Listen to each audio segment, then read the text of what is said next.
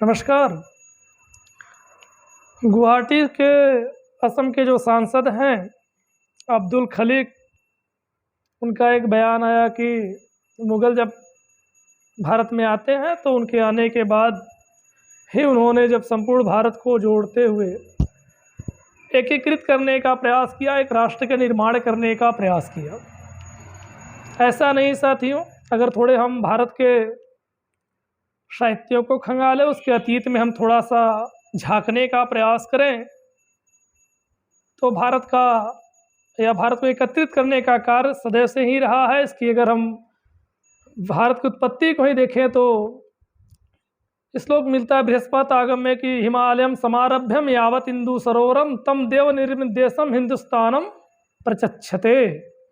अर्थात उत्तर में हिमालय से लेके दक्षिण में इंदु सरोवर तक देव निर्मित देश को ही भारतवर्ष कहा गया है।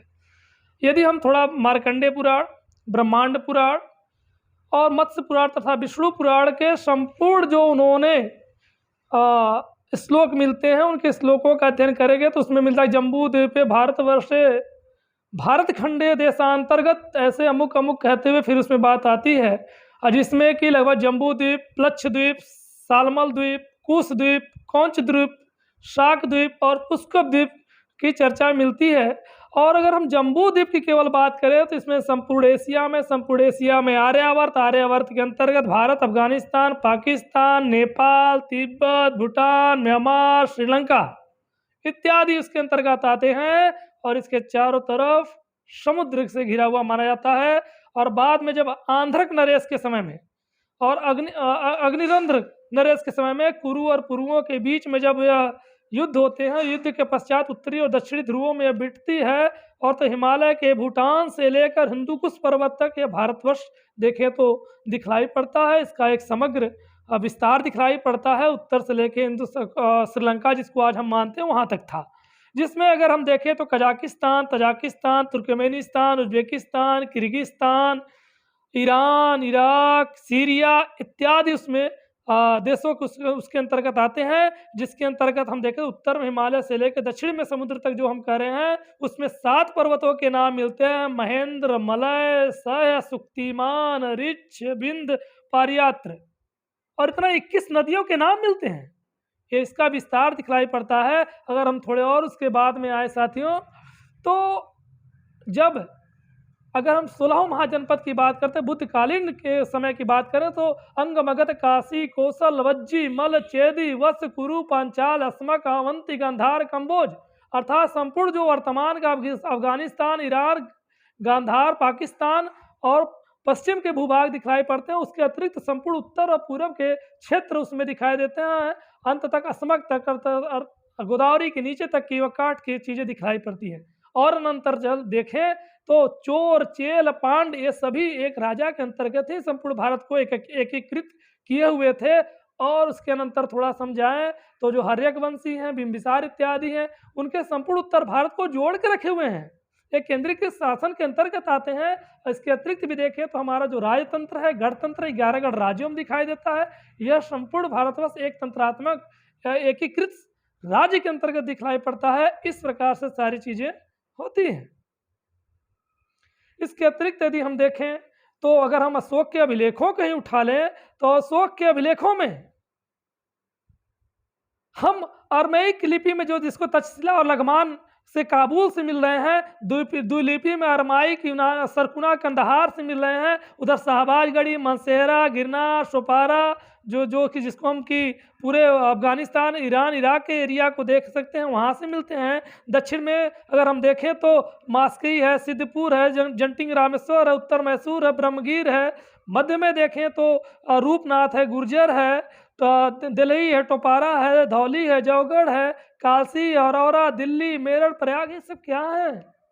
अरे अशोक ने तो पूरे भारतवर्ष को एकीकृत करके रखा है। इतना ही नहीं, अगर हम थोड़े से और गुप्तों के समय में आए तो समुद्रगुप्त के जो प्रथम आर्यावर्त विजय हैं, 4 राज्यों की बात है। दक्षिण अभियान है, 12 राज्य हैं। द्वितीय आर्यावर्त में 9 राज्य हैं। आठविक विजय है, 5 प्रत्यंत राज्य जिसमें कि समतट, डवाक, कामरूप, नेपाल, कर्तिपुर के नाम आते हैं। 9 गणराज्य आते हैं। अगर हम विदेशी क्षेत्रों की बात करें तो दैपुत्र, शक मुरुंड, सिंघल द्वीप, सरद्वीप इत्यादि नाम आते हैं। जैसे अफगानिस्तान के अंतर्गत शक मुरुंड, जावा, सुमात्रा, बाली इत्यादि उसके सांस्कृतिक एकीकृत के रूप में उसने रखा था। अगर यह कह देना कि इसके समय में सारा हुआ, तो ऐसा नहीं था। अगर हम चंद्रगुप्त द्वितीय विक्रमादित्य के मेहरौली स्तंभ लेख को भी पढ़ें तो उसमें सप्तमुखान येन समरे सिंदूर जीता वालिका, अर्थात 7 मुखों को पार करके उसने बंगाल इत्यादि को पार करके उसने भारत को एकीकृत करने का काम किया था।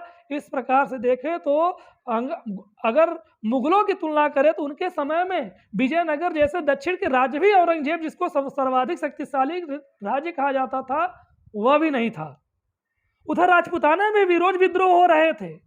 पश्चिम के प्रदेश नहीं थे। शिवाजी इत्यादि को आप लोग जानते हैं कैसे उन्होंने 40 किलों का उन्होंने जीता था। इसके अतिरिक्त उनके अंतर्गत लगभग 136 किले थे। ये जागीर कहाँ से उनके पास थी? बीच के मध्य भूभागों में भी नहीं थे। रोज रोज उठ खड़े हो रहे थे नरेश। तो इस रूपों में ऐसा नहीं कह सकते हैं कि मुगल आते हैं तभी यहाँ राष्ट्रीय कल्पना थी, मुगल आते हैं तभी मुगलों के समय में ही पूरे भारतवर्ष को उन्होंने एकीकृत करने का प्रयास किया था, ऐसा नहीं है। ये हमें तदंतर एक लंबी श्रृंखला दिखलाई पड़ती है। वो साहित्यिक रूप से देख लें, आप लेखिक रूप से देख लें, इवन की मुद्राओं को भी आप देखेंगे तो समुद्रगुप्त के स्वर्ण मुद्रा है, समरसत वितत विजयो रिपुर जीतम दिवम जयती, अर्थात 100 युद्धों का विजेता। अर्थात इसने पूरे उत्तर से लेकर दक्षिण भारत तक और पूर्व से लेकर पश्चिम तक उसने जीता होगा, तो वह दिखलाई पड़ता है। इसी प्रकार से हर्ष ने जोड़ने का काम किया था। और यह संपूर्ण जो चीज़ें अगर हम थोड़े प्राचीन भारत को देखें तो मुगलों के आने से पहले ही अनेकों राजाओं ने, भारतवर्ष के अनेकों राजाओं ने इसको एकीकृत करने का प्रयास किया, पूरे भारत को बांध के रखा था। एक केंद्रीकृत शासन व्यवस्थाएं थी, लेकिन उन्होंने अपने विभिन्न नीतियों के तहत, समुद्रगुप्त को ही प्रयाग प्रशस्ति को पढ़ेंगे, उसने कई नीतियां अपनाया। उस नीतियों के तहत उनको राज्य दे देते थे और समय समय पर उनसे कर लेते थे, और जब भी सैनिक अभियान करना होता था तो सैनिक अभियानों का वह सहयोग लेते थे। इस रूपों में साथियों कहें तो भारत में मुगलों के आने से पहले ही हमारा एकीकृत साम्राज्य व्यवस्था थी। अनेकों राजाओं ने उसको जोड़ के रखा था। इसको अनेकों अनेक प्रमाण है, कम शब्दों में हम इतना ही कहेंगे। धन्यवाद।